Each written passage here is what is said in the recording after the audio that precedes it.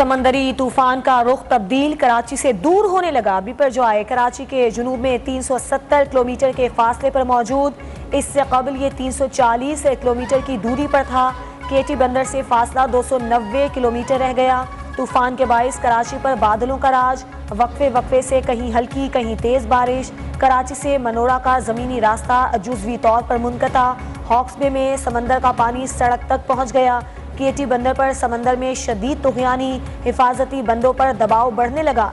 सजावल में तेज हवाएं चलने से कच्चे मकानात की छतें उड़ गईं और माड़ा में समंदरी लहरें करीबी आबादी में दाखिल। बदीन में तमाम साहिली इलाके खाली करा लिए गए। समंदरी तूफान बिपरजॉय कल दिन 11 बजे केटी बंदर से टकराएगा।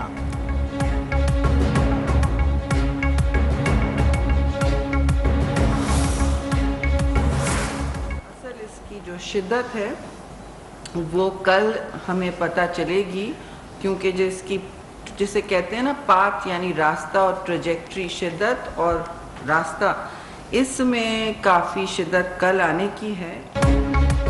समंदरी तूफान की असल शिद्दत का कल पता चलेगा। ठट्टा, सजावल और बदीन समंदरी तूफान से ज्यादा मुतासर हो सकते हैं। वफाकी वजीर शहरी रहमान की प्रेस कॉन्फ्रेंस। चेयरमैन NDM में इनाम हैदर मलिक ने कराची में अर्बन फ्लडिंग का खदशा जाहिर कर दिया। अवाम से खतरात मुकम्मल खत्म होने तक एहतियात की अपील। वजीर इत्तलाआत सिंध शर्जील मेमन के मुताबिक साहिली इलाकों से 67,000 से ज्यादा अफराद महफूज मकामात पर मुंतकिल किए जा चुके हैं।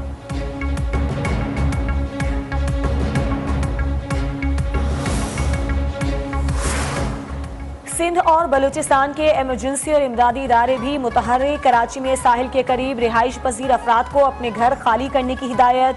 बुलंद इमारतों और पुलों से बिलबोर्ड्स हटा दिए गए। साहिली इलाकों में अवाम के जाने पर पाबंदी। कराची एयरपोर्ट पर छोटे तैयारों का फ्लाइट ऑपरेशन बंद कर दिया गया। बड़े तैयारों के लिए सूरत हाल के मुताबिक एडवाइजरी जारी होगी।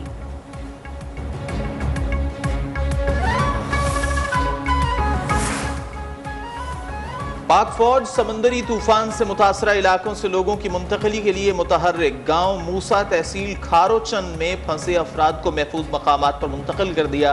मुतासरा अफराद का पाक फौज को खिराज तहसीन। पाकिस्तान नेवी मैरीन्स का ट्रीक्स एरिया में सर्च एंड रेस्क्यू ऑपरेशन।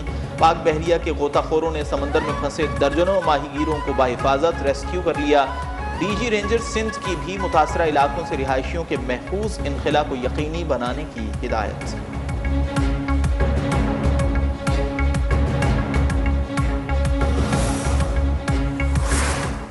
वज़ीर आज़म शहबाज शरीफ ने समंदरी तूफान के असरात से निमटने के लिए वफाकी वज़ीर शहरी रहमान की सरबराही में इमरजेंसी कमेटी तश्कील दे दी। अमीनुल हक समेत वफाकी वज़रा और मुतालिका इदारों के सरबराहान कमेटी में शामिल। वफाकी वज़ीर तवानाई खुर्रम दस्तगीर का कहना है समंदरी तूफान से बिजली तरसील में अभी तक कोई खलल नहीं आया, अलबत्ता हिफाजती नुक्ता नज़र से भी बिजली बंद करना पड़ सकती है।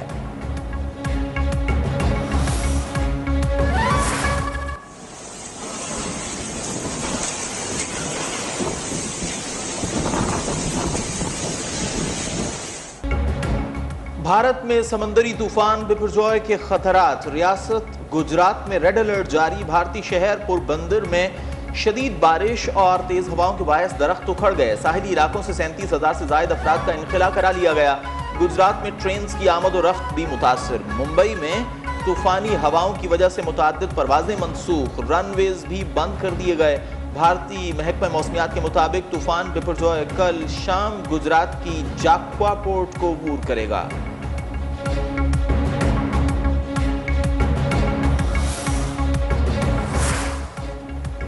हम ये देख रहे हैं कि क्या पार्लियामेंट नजरसानी कानून को वसी कर सकती है। अगर नजरसानी में अपील का हक देना है तो आईनी तरमीम दरकार होगी। रिव्यू एंड जजमेंट एक्ट के खिलाफ दरखास्तों की समाअत के दौरान चीफ जस्टिस उमर अता बंदियाल के रिमार्क्स। जस्टिस एजाजुल अहसन ने कहा एक महदूद मकसद के लिए रिव्यू अपील बना दिया गया। कल पार्लियामेंट एक और कानून बनाती है कि एक नहीं 2 अपीलें पूरा करेंगे तो क्या हो सकता है। जस्टिस मुनीब अख्तर बोले अब तो एक्ट के आने से पहले के फैसलों पर भी नजरसानी कानून लागू होगा और आज खुद नोटिस आने वाले मुकदमात पर भी सब केसेस दोबारा खुल जाएंगे। केस की मजीद समाअत जुमेरात को होगी।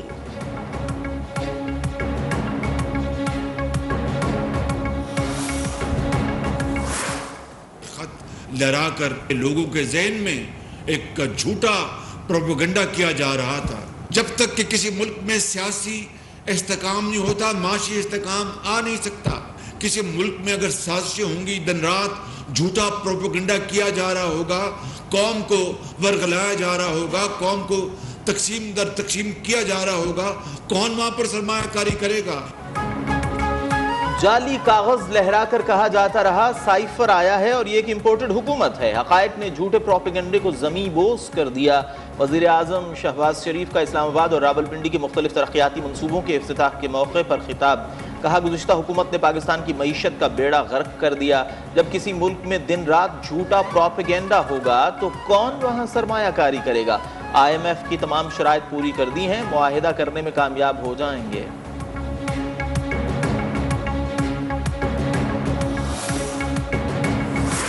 एक शख्स जो है चंद हजार आदमियों के साथ जो है रियासत को चैलेंज करता है। उस शाम को दूध पिला के पाला गया और उसने 9 मई को डसा, इस कौम को डसा। टोबैको के चोर जो है वो असेंबलियों में और सेनेट में बैठे हुए हैं, एक पैसा टैक्स नहीं देते, 1 अरब रुपया टैक्स देते हैं। 2 कंपनी जो बाहर की हैं वो 175 अरब रुपया देती है। They are untouchable.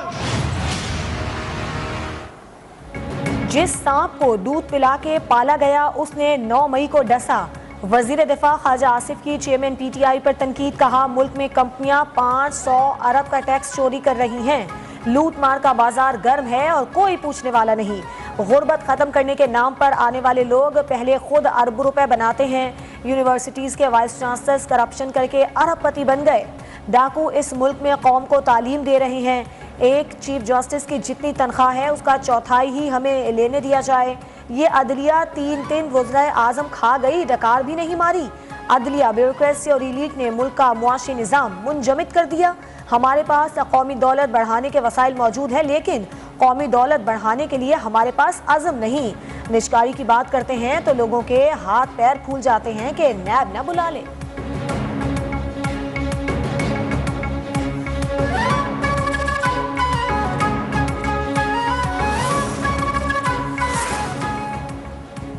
वक्ती तौर पर चीजों को दबाएंगे तो मुल्क नहीं चल सकता। मुस्लिम लीग नून के मरकजी रहनुमा जावेद लतीफ का कौमी असम्बली में इजहार ख्याल। बोले, पूरी कौम आज एक भिखारी की कैफियत में है। हर शख्स अपने पेट की बजाय बात कर रहा है कि क्या मेरा मुल्क महफूज हाथों में है? क्या IMF पाकिस्तान के अंदर सियासत नहीं कर रहा? क्या मालियाती इदारे किसी मुल्क में ऐसी मुदाखलत करते हैं? क्या 9 मई के वाक़यात ने मुल्क की बुनियादें नहीं हिलाई? जज साहिबान को भी देखना चाहिए कि हम पाकिस्तान के साथ क्या कर रहे हैं।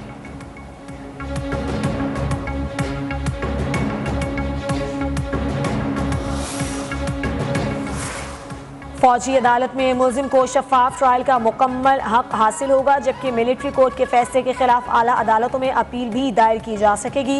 वजीर कानून आजम नज़ीर तारड़ की सहाफ़ियों से गुफ्तगू। कहा, फौजी अदालतों में मुकदमात बैनुल-अक़वामी मुआहदे के मुताबिक चलाए जाएंगे। मुआवनी खुसूसी अताउल्लाह तारड़ बोले, JIT में साबित हो गया चेयरमैन PTI के कत्ल के इल्ज़ामात झूठे थे।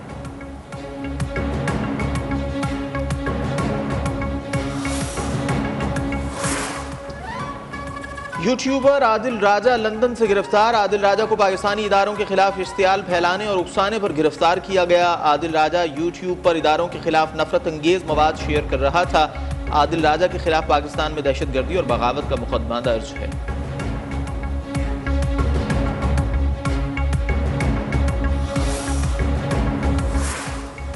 Chief justice Peshawar high court की बतौर जज सुप्रीम कोर्ट तैनाती का मामला।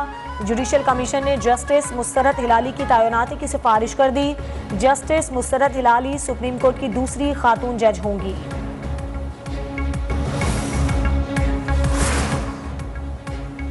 कौन बनेगा कराची का मेयर? मुर्तजा वहाब या हाफिज नईम उर रहमान? मेयर और डेप्यूटी मेयर का इंतखाब कल लॉर्ड्स काउंसिल में होगा।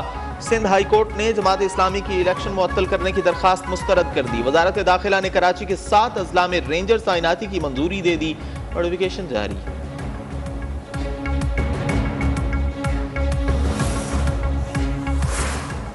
ऐसा इंतखाब जिसमें लोगों को आने ही ना दिया जाए वो कदम होना चाहिए। अमीर जमात इस्लामी कराची हाफिज नईम उर रहमान की प्रेस कॉन्फ्रेंस। कहा, कल मेयर का इलेक्शन है। हमारे इत्तेहाद के 193 और पीपल्स पार्टी के 173 वोटर्स हैं।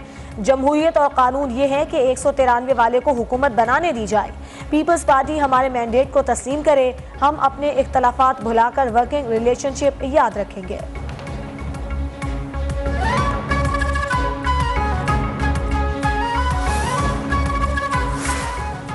हाफिज नईमुर रहमान ज़हनी तौर पर मेयर बन चुके हैं। इलेक्शन में हार जीत होती है, इन्हें समझना चाहिए। सूबाई वजीर बल्दियात नासिर हुसैन शाह कहते हैं जमात इस्लामी के पास अक्सरियत नहीं, डेप्यूटी मेयर की ऑफर कर चुके हैं।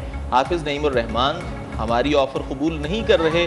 PTI के अरकान को अपनी क़यादत से शिकायत हैं। हैदराबाद से पीपल्स पार्टी के काशिफ शोरो बिला मुकाबला मेयर और सगीर कुरैशी डिप्टी मेयर मुंतखब, नोटिफिकेशन जारी। इलेक्शन कमीशन ने मेयर सखर के लिए अरसलान इस्लाम शेख को बिला मुकाबला कामयाब करार दे दिया। पीपल्स पार्टी के ही doctor Arshad Mughal deputy mayor होंगे।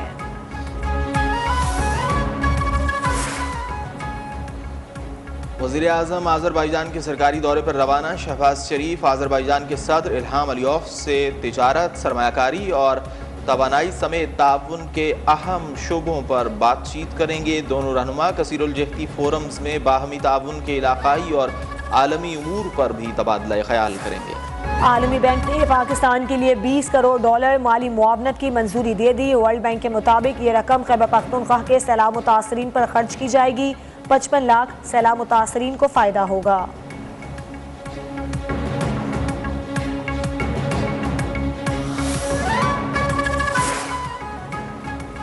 रुपए की गिरावट और डॉलर की कीमतों में इजाफे के असरात। शेल कंपनी पाकिस्तान के 77% हिस्से फरोख्त करने का फैसला।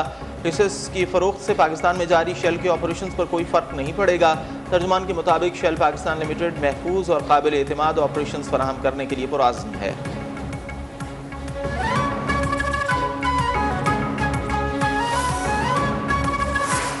ओपन मार्केट में अमरीकी डॉलर मजीद ₹4 सस्ता होकर ₹294 पर पहुंच गया। इंटरबैंक में डॉलर 79 पैसे सस्ता ₹287.18 का हो गया। सोने की फी तोला कीमत ₹2500 कम होने के बाद ₹2,19,000 हो गई।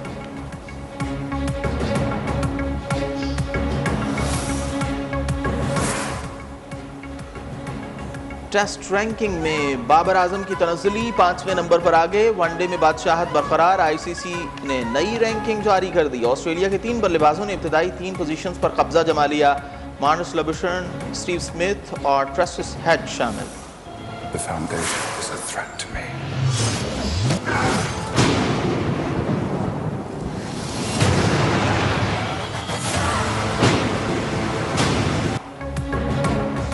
और एक्शन और थ्रिल से भरपूर हॉलीवुड सीरीज फाउंडेशन के दूसरे सीजन का फाइनल ट्रेलर रिलीज कर दिया गया। सीरीज 14 जुलाई को सिनेमा घरों की जीनत बनेगी।